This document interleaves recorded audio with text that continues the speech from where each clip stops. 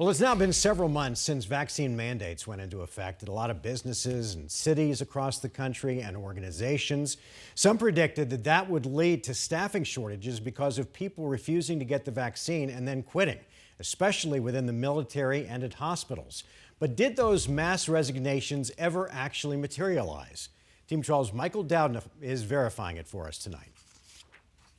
Yeah, guys, you may have seen posts or stories like these wondering if the vaccine mandate would hurt our national security or if thousands of healthcare workers would walk off the job.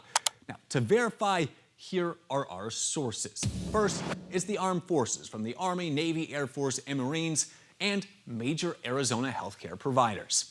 Okay, let's start with the military.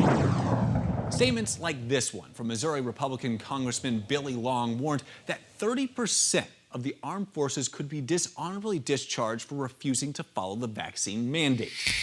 Now, the military does have a right to require its members to be vaccinated. In fact, the COVID vaccine is now the 18th required vaccination.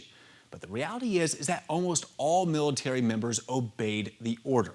According to the services themselves, 98% of the Army and Navy have gotten the shot, 97% of the Air Force, and 95% of all Marines.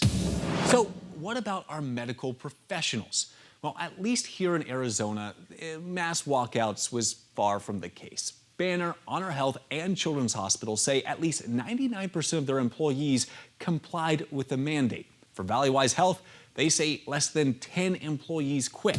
So we can verify that no, vaccine mandates did not lead to shortages or mass firings in the medical and military fields. Have something you want us to verify? Call, email, or text us. I'm Michael Dowden. Michael, thanks.